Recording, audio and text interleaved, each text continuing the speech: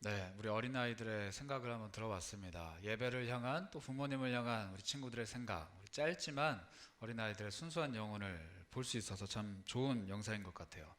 1, 2, 3부 예배 때는 사실 처음 우리 교사 인터뷰 때는 아무 감흥이 없으셨는데 우리 청년들은 교사 인터뷰가 시작하자마자 미소를 짓기 시작하시더라고요.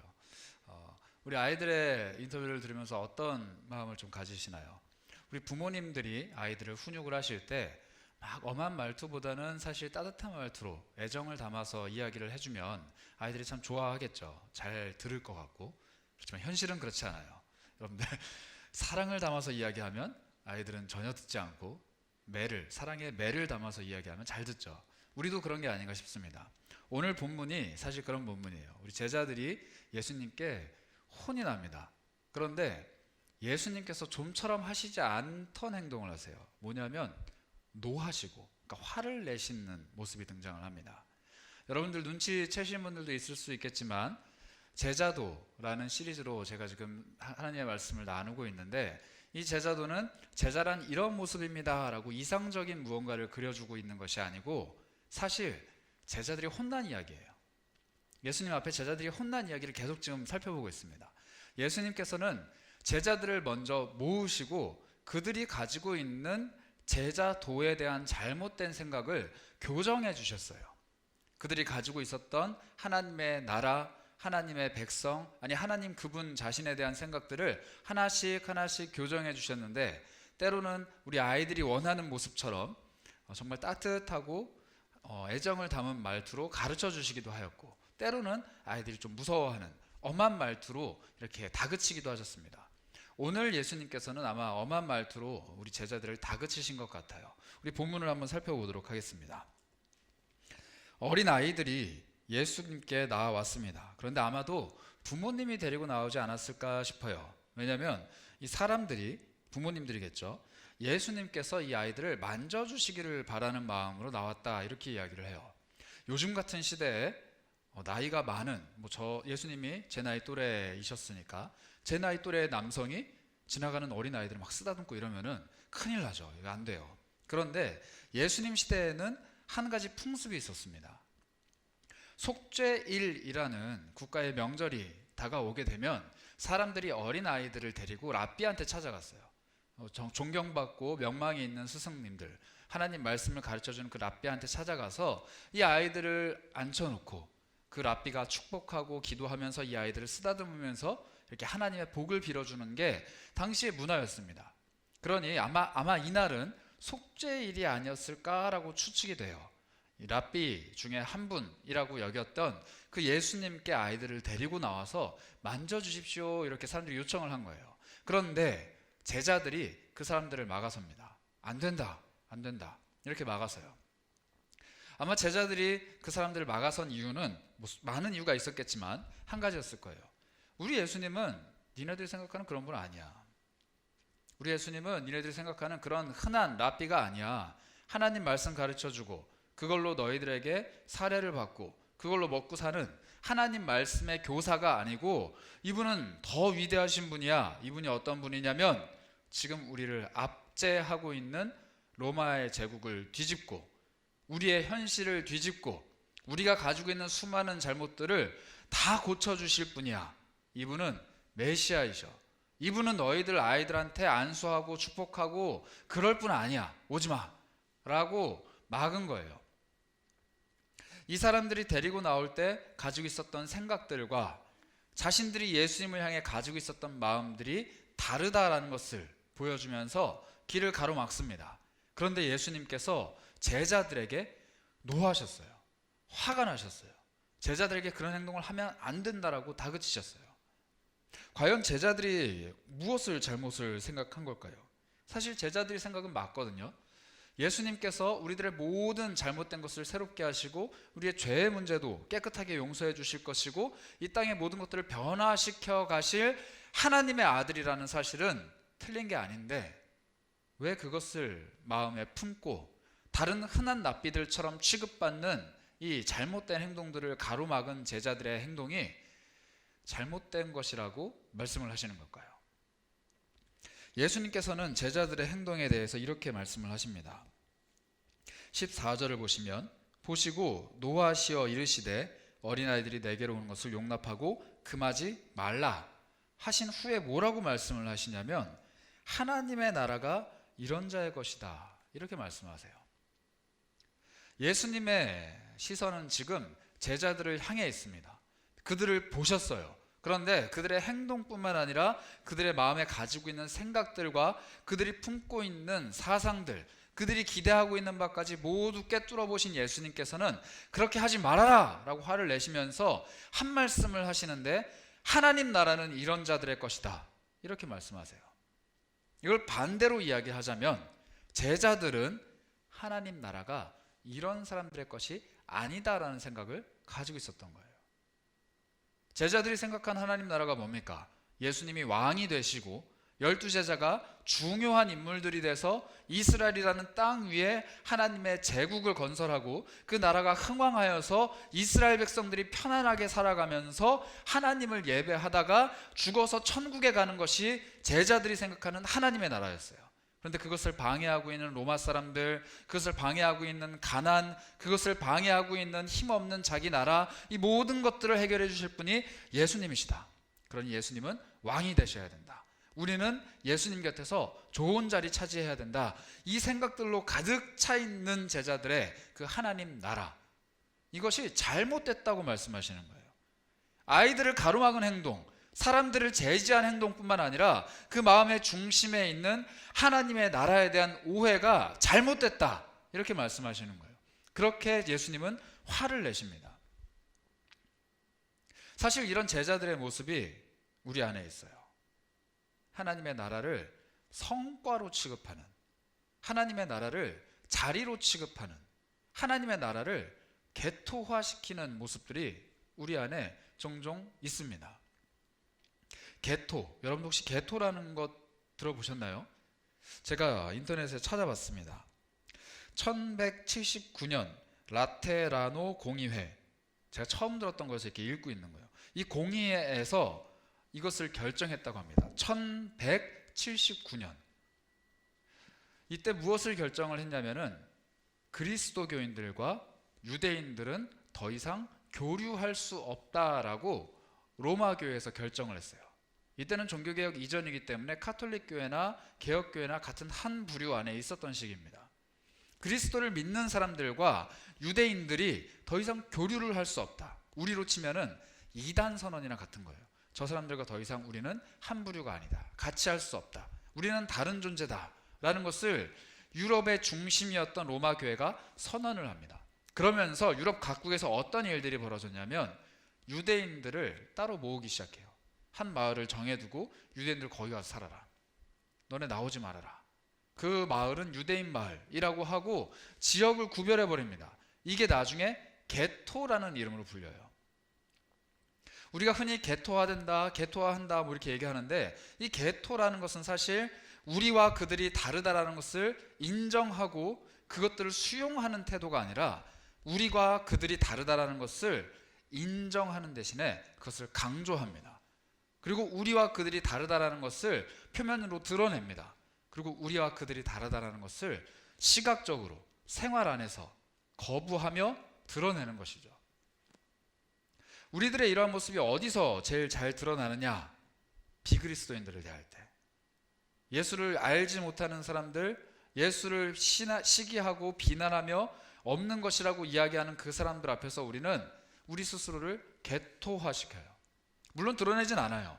내가 그리스도인이지만 사회 안에서 선한 모습을 가져야 하기 때문에 수용합니다. 이해하고 용납하고 침묵하죠. 그러나 우리 심정 속에는 무슨 마음이 있기 시작하냐? 하나님을 모르는 사람들의 비난에 대해서 평가절하하는 모습,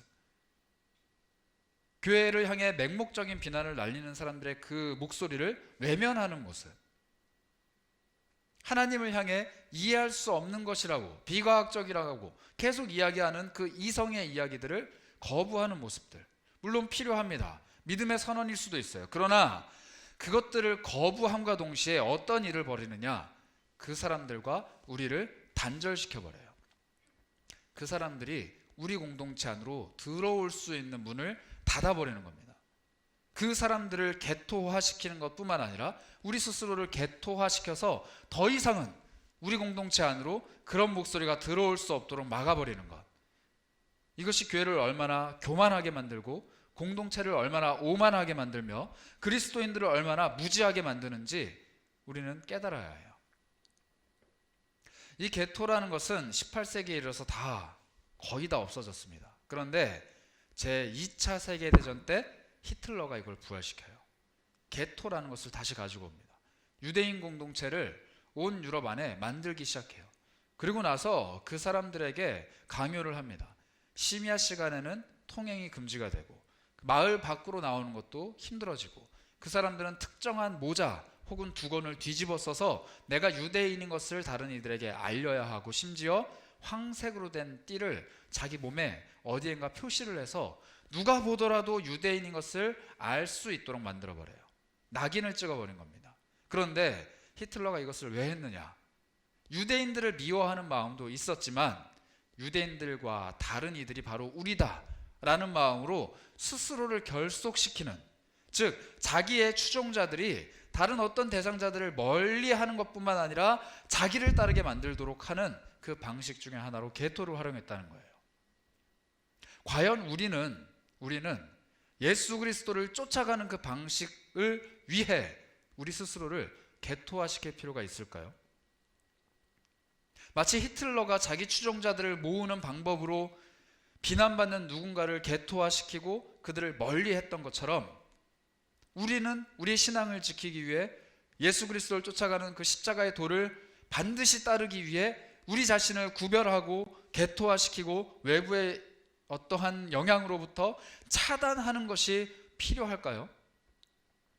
예수님은 거기에 분노하신 거예요. 예수님께로 가까이 다가오는 어린 아이들을 홀대하는 것에도 분노하셨지만 예수님이 진짜로 분노하신 이유는 뭐냐?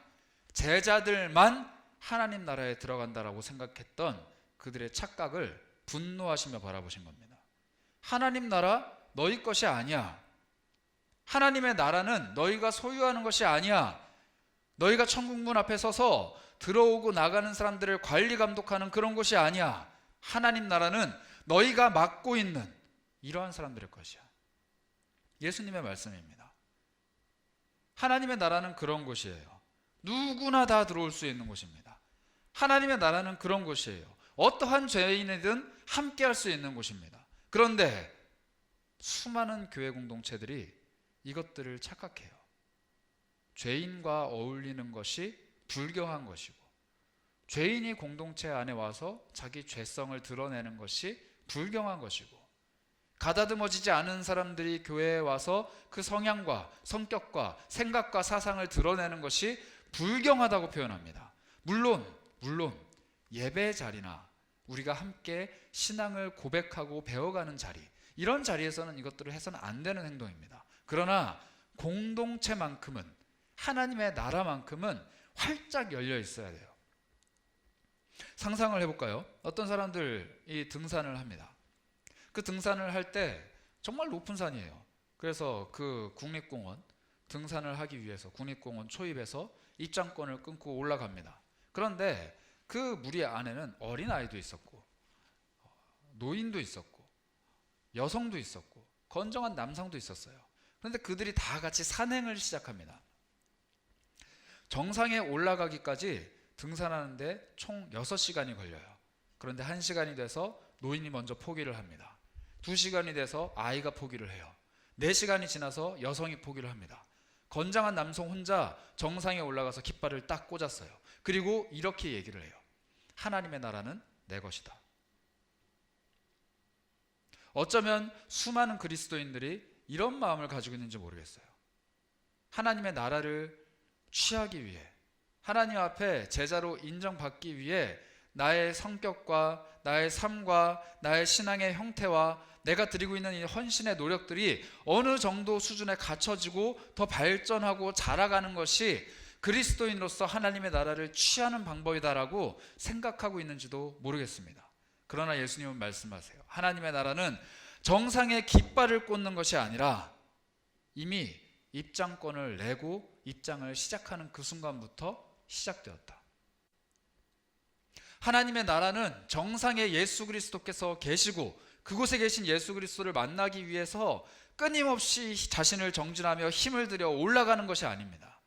하나님의 나라는 모두가 다 함께 즐거운 마음으로 입장권을 내고 단풍도 구경하고 들가에 핀 꽃도 바라보며 흘러가는 계곡물 소리를 듣고 개구리 울음소리를 들어가면서 함께 행복하게 걸어가는 그 산행길 자체가 하나님 나라예요. 누가 더 멀리 갈 수 있느냐, 누가 더 높이 올라갈 수 있느냐, 누가 더 건장하냐가 서로 간에 다툼이 되는 게 아니라 함께 올라가는 것, 그게 하나님의 나라예요. 12명의 제자들은, 이 어린아이들은 하나님 나라에 부적합하다라고 생각을 했습니다.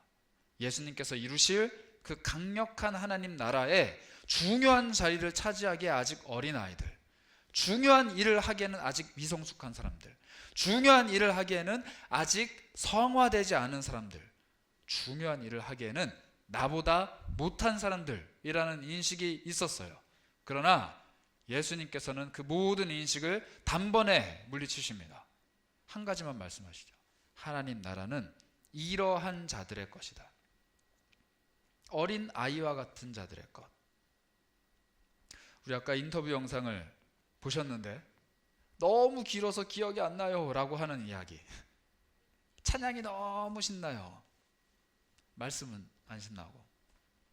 이런 어린 아이들의 순수한 신앙과 예배를 만약 제자들이 바라보았다면 이 아이들의 예배가 정말 온전한 예배로 하나님 앞에 연락된다라고 말할 수 있을까요? 우리 자신은요, 내 삶과 내 양심과 내 손에 묻어있는 이 죄악들과 내가 걸어왔던 그 길들을 고스란히 안고 하나님 앞에 섰을 때 내가 과연 한 명의 제자로, 한 명의 그리스도인이라고 하나님 앞에 온전히 드려질 수 있을까요? 제자들은 스스로가 된 줄 알았지만 사실 예수님 앞에서 전혀 된 것이 없는 사람들이었습니다. 그러나 예수님은 그들을 제자라고 불러주셨어요. 우리 공동체도 마찬가지입니다.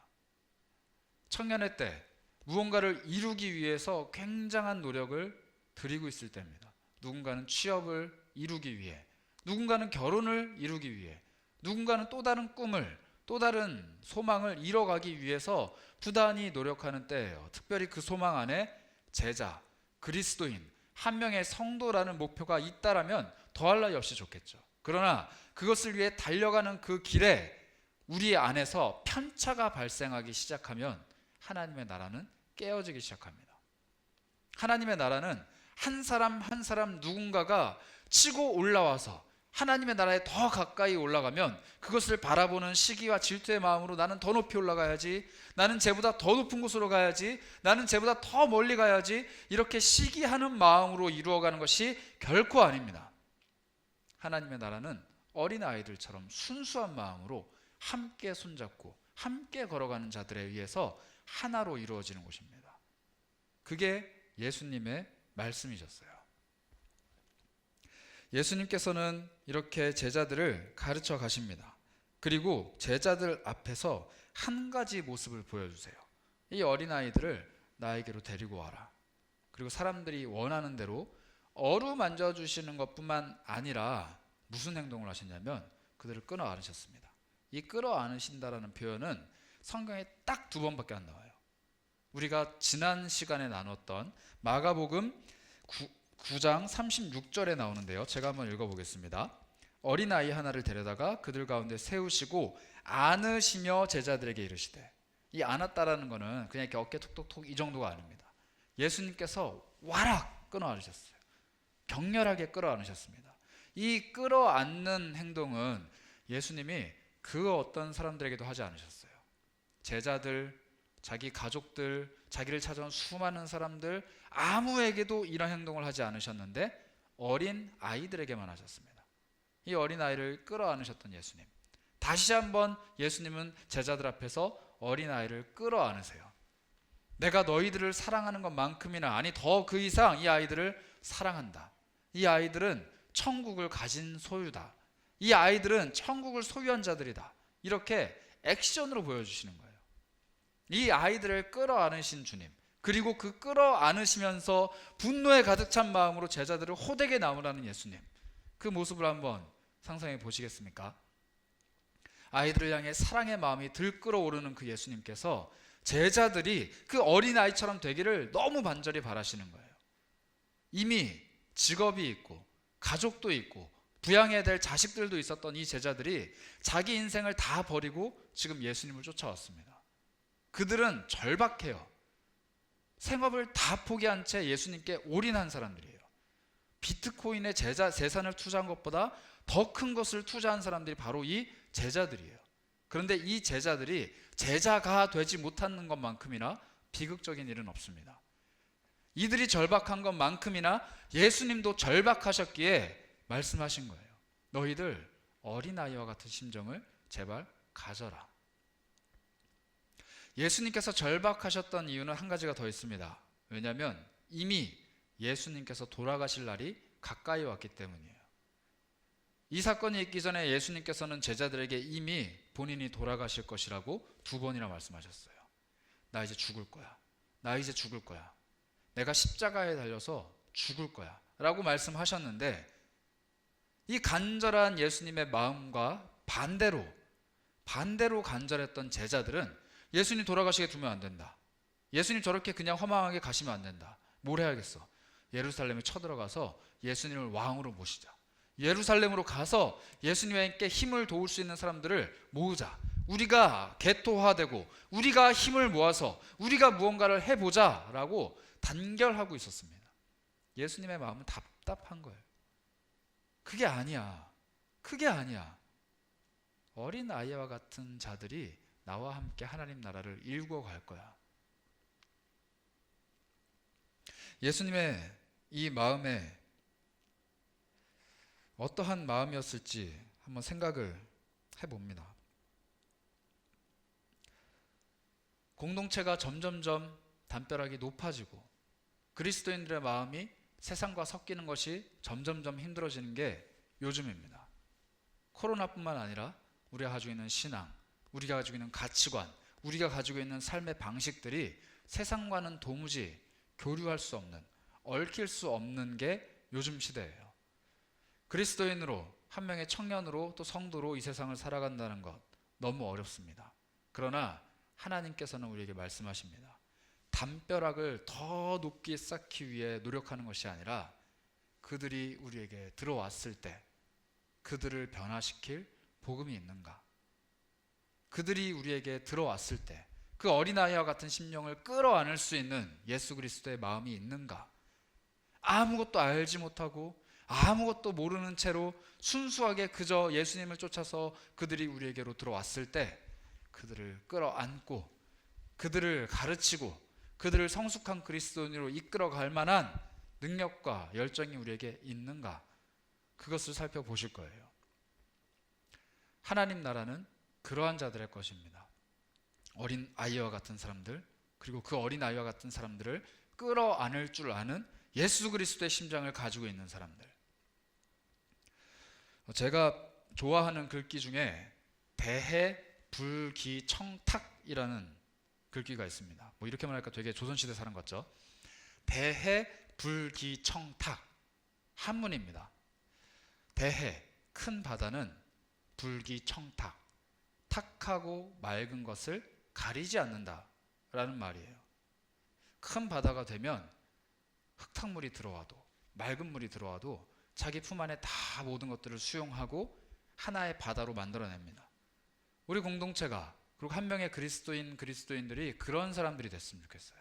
하나님 앞에서 우리가 가지고 있는 세계가 넓고 하나님 앞에서 우리가 소유한 하나님의 나라가 너무 크기 때문에 아무리 탁하고 어두운 세상의 것들이 들어오더라도 그것들을 밀쳐내기 애쓰고 내 마음이 오염될까봐 그것들을 거부하기 애쓰고 내 마음이 다칠까봐 그 사람들을 튕겨내는 데 애쓰는 것이 아니라 넉넉한 그리스도의 심정으로 그들을 포용하고 수용할 수 있고 그들을 어두운 곳에서 밝은 곳으로, 탁한 곳에서 맑은 곳으로 변화시킬 수 있는 그리스도의 품이 우리 안에 있었으면 합니다.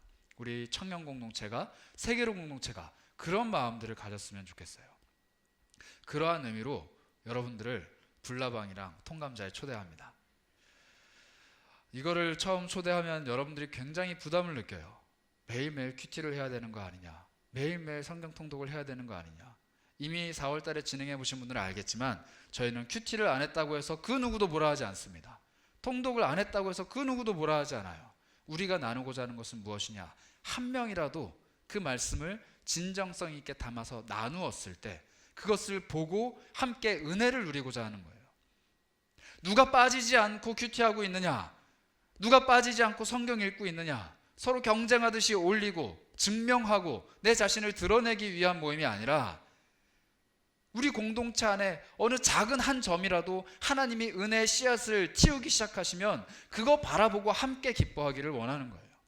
그 누군가가 한 명 작은 삶의 은혜를 나누었을 때 그것을 바라보고 함께 박수치며 기뻐할 수 있는 마음을 누리고 싶은 거예요.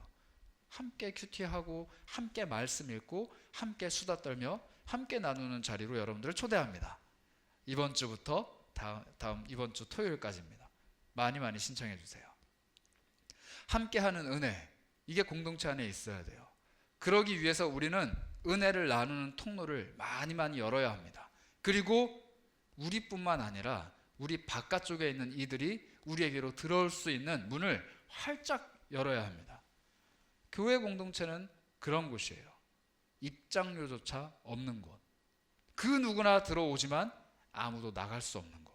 왜냐하면 들어옴과 동시에 예수 그리스도께서 꽉 움켜쥐시고 끌어안으시고 그를 놓아주지 않기 때문에 결코 나갈 수 없는 그 공동체, 그런 공동체가 우리 공동체가 되길 바랍니다. 그런데 예수님이 보여주셨던 한 가지 모습이 우리 마음속에 굉장히 걸려요. 그게 뭐냐면 예수님이 화를 내셨다는 거예요. 상상을 하기가 좀 어렵습니다. 어떤 식으로 화를 내셨을까? 욕을 하시진 않았을 것 같고 예수님이 일그러진 표정으로 막 코에서 김이 나오면서 하지 마라! 이렇게 하셨을지, 손가락질을 막 삿대질을 하셨을지 잘 모르겠어요. 그런데 여기서 말하는 이 노하셨다라는 표현은 굉장히 센 표현이에요. 예수님이 그냥 심기가 불편해서 이러고 계신 게 아니라 드러내시면서 화를 내셨습니다. 그런데 이 화내시는 표현이 굉장히 오묘해요. 마태복음을 한번 살펴보겠습니다. 마태복음 21장 15절을 보시면 비슷한 노여움이 있어요. 대제사장들과 또 서기관들이 예수님께서 하시는 이상한 일, 성전을 청결하게 하셨거든요. 장사치들을 쫓아낸 그 이상한 일과 또 성전에서 소리질러 호산나 다윗의 자손이여 라고 하는 어린 아이들을 보고 노했다고 합니다. 오묘하죠? 어린 아이들이 가까이 다가올 때 제자들이 막았어요. 근데 예수님은 그들을 끌어안으시면서 분노하셨습니다. 그런데 며칠 지나지 않아서 예수님이 성전을 깨끗하게 하시고 그 모습을 보면서 예수님 곁에 있던 그 아이들이 호산나 다윗의 자손이여 라고 찬양을 하면서 성전을 뛰어다녔어요. 그런데 그 모습을 보고 이제 유대인들이 노하기 시작합니다. 예수님이 끌어안으셨던 그 아이들 때문에 예수님은 지금 심각한 생명의 위기를 겪고 계세요. 예수님이 끌어안으셨던 그 아이들이 내뱉은 어리석은 말들로 인해 예수님의 생명이 위험해졌어요. 예수님이 그토록 사랑하셨던 어린 아이들이 순수한 심정으로 외쳤던 호산나라는 그 말이 유대인들의 심기를 불편하게 했습니다. 그러나 예수님은 단 한 번도 그 아이들을 탓하지 않으셨어요. 십자가에 달려 돌아가실 때도 그 아이들을 탓하지 않으셨습니다. 왜냐하면 예수님께서 그렇게 말씀하셨거든요. 너희들이 이 아이들을 침묵하게 한다면 돌들마저도, 이 자연 만물마저도 나를 찬양할 거다. 어린 아이들의 행동이 옳습니다. 어린 아이들의 행동이 바른 것이었어요. 우리가 어린 아이라고 무시하고 천대했던 그 사람의 이야기가 맞을 수도 있습니다. 그리고 그 영혼을 하나님이 즐겁게 바라보실 수도 있어요. 여러분들 곁에는 어떤 신앙의 어린 아이들이 있습니까? 혹시 내가 그 어린 아이다라고 생각하는 분들이 계실까요? 괜찮습니다. 믿음으로 도전하세요. 내가 심령이 어린아이다라고 느껴지시는 분들은 믿음으로 도전하세요. 내가 신앙이 성숙해져 가고 다른 그 어린아이들이 내 앞에 나타났을 때 내가 그들을 끌어안고 사랑하고 예수 그리스도의 심정으로 마주할 수 있는 지경에 이르기까지 나 자신이 자라가겠다 다짐하시면 됩니다. 그리고 혹시나 주변에 이 신앙의 어린이들이 널려 있어서 스트레스를 받고 계시는 아주 높은 신앙을 가지고 계신 분들이 혹시나 계시다면 여러분들은 큰 바다가 되시길 바랍니다. 그 모든 이들을 끌어안으면서 이들이 하나님 앞에서 자라가는 그 기쁨을 함께 누리셨으면 좋겠어요.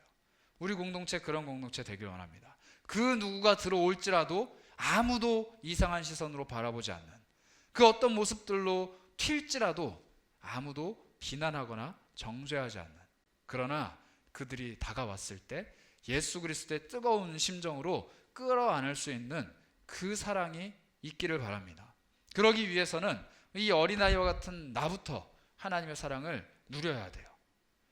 내가 죄를 짓고 하나님 앞에서 무너지고 넘어지고 쓰러질 때마다, 하나님 앞에 고개를 들 수가 없을 그때마다 늘 한결같이 나를 향한 그 사랑은 나에게 달려오십니다.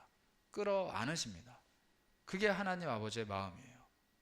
여러분들 잘 아시는 탕자의 비유가 있습니다.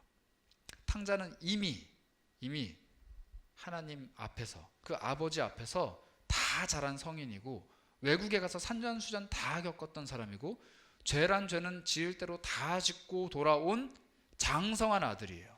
그러나 아버지 눈에 그는 여전히 어린아이입니다.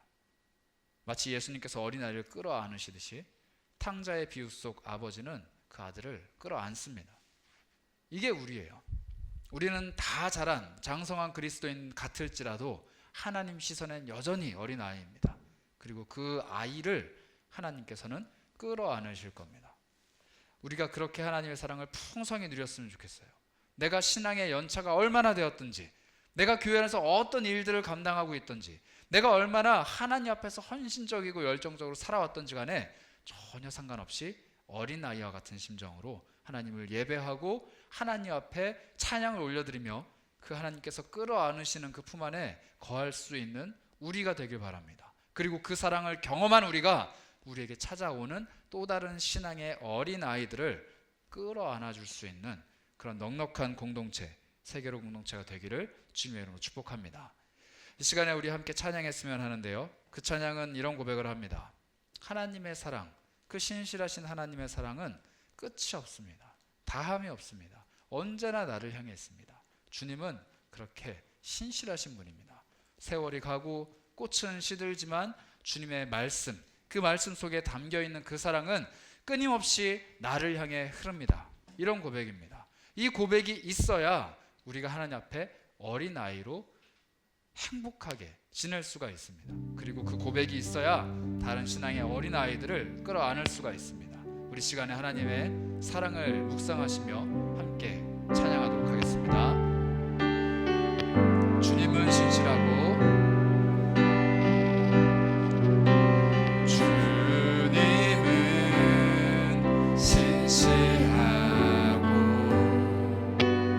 항상 거기 계시네. 주 사랑을 뭐라 할까. 주 사랑이 내 생명보다, 주 사랑이 내 생명보다 귀하고 주 사랑이 파도보다 더 강해요. 세월을 가고 꽃이 시들어도 주 사랑 영원해. 주님 사랑 신실. 다시 한번 찬양할까요? 주님은 신실하고 항상 거기 계시네. 항상 거기 계시네. 주 사랑을 고백합니다. 주 사랑이 내 생명보다, 주 사랑이 내 생명보다 귀하고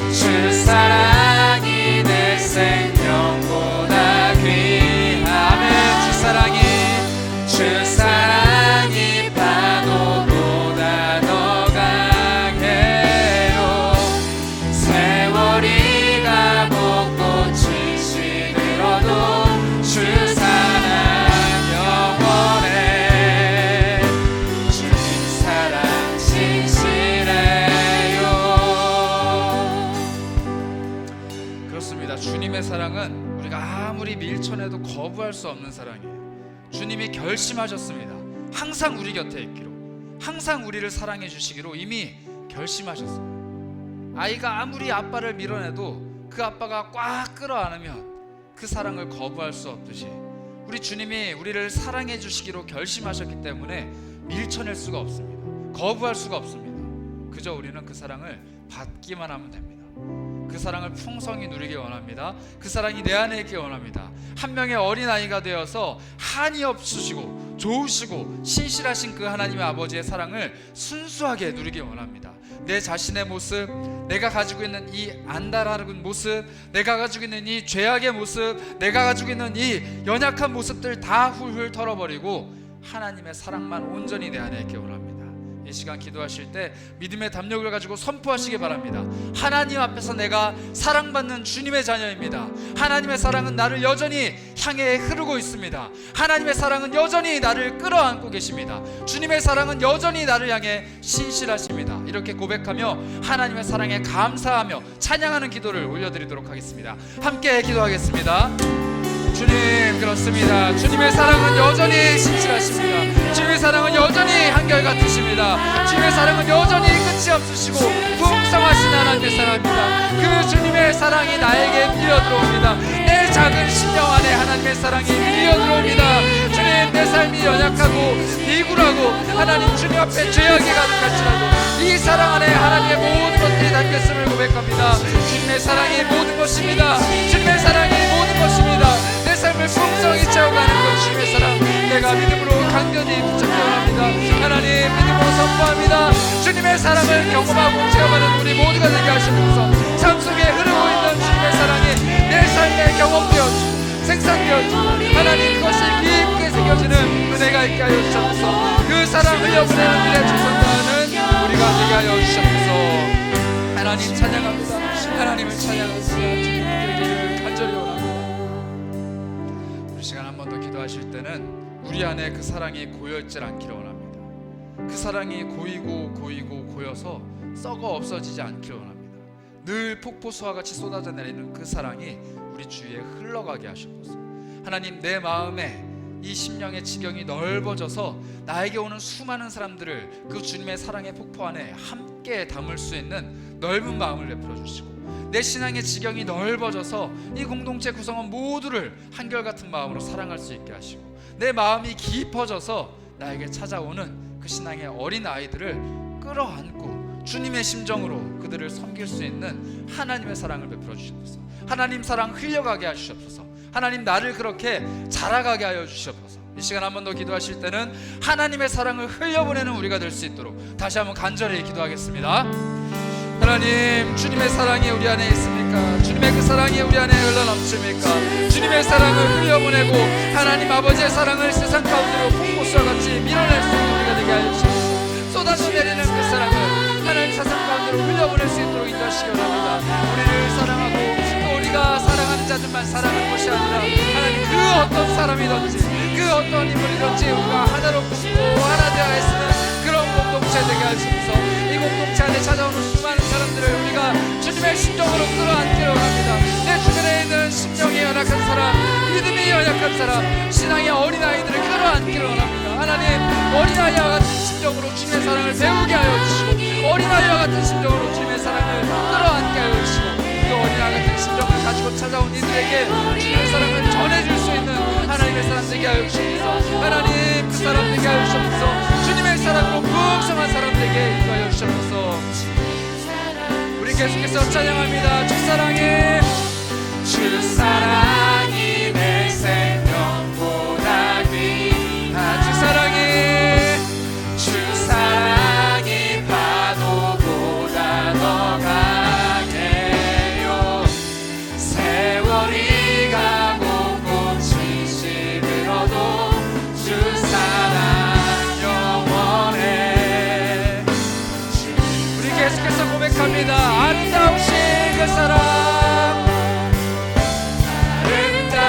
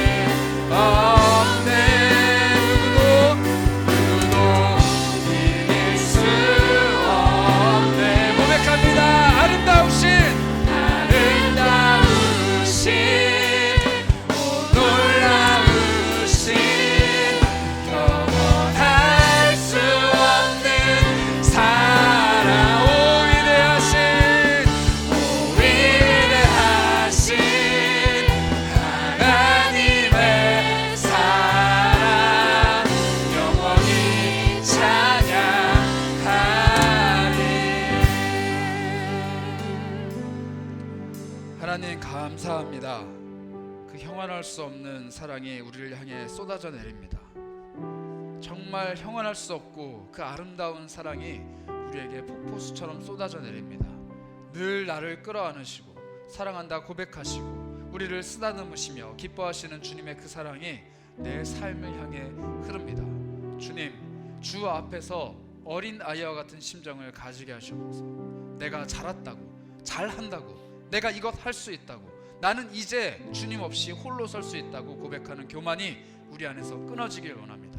늘 주님을 간절히 사모하게 하시고 늘 주님을 필요로 하게 하시고 늘 주님 손을 붙잡고 걸어가야만 안심할 수 있는 어린아이와 같은 심정을 우리에게 베풀어 주시기 원합니다. 주님 사랑 없이는 서러워서 살 수 없는 사람이 되길 원합니다. 주님 손길 없이는 불안해서 살 수 없는 사람들이 되길 원합니다. 그 어린아이의 심정으로 날마다 주님의 사랑을 먹고 마시며 즐기는 사람들이 되게 하시옵소서. 그러나 주님, 우리가 그 사랑을 우리 안에만 꽉 끌어안고 있지를 않게 원합니다. 우리 공동체에 찾아오는 수많은 신앙의 어린 아이들, 우리 삶 속에 마주하고 있는 수많은 신앙의 어린 아이들, 하나님을 알지 못해서 불안해하며 초조해하며 눈물 짓고 있는 그 고아와 같은 사람들을 그저 물끄러미 바라보며 아무 감흥 없이 돌처럼 굳어져 버린 마음 끌어안고 뒤돌아서는 사람들 되지 않게 원합니다. 그 아이의 울음소리를 바라보며 부모님이 되어주시는 우리 하나님께로 손붙잡고 이끌고 갈 수 있는 또 다른 어린 아이가 되길 원합니다. 그들을 넓은 마음으로 끌어안게 하시고 그들을 깊은 마음으로 헤아리게 하시고 그들을 우리 공동체가 한량없는 주님의 사랑으로 풍성하게 끌어안을 수 있도록 인도해 주시옵소서. 그리고 이 공동체 안에서 함께 자라가며 함께 주 앞에서 장성한 그리스도인이 되기를 원합니다. 그렇게 하나 되어가는 공동체, 하나님 나라를 꿈꾸며 그려가는 한 무리의 어린 아이들이 될 수 있도록 우리를 사용하시고 축복하여 주시옵소서. 지금은 우리를 사랑하시고 극진한 마음으로 끌어안으시는 예수 그리스도의 무한하신 은혜와 하나님의 사랑과 성령의 교통하심이 어린 아이와 같은 심정으로 하나님 손을 굳게 붙잡고 주변에 있는 안타깝고 공고한 영혼들에게 그 심정 전하기를 다짐하는 함께 고개 숙인 모든 머리 위에 지금부터 영원까지 함께 있을지어다.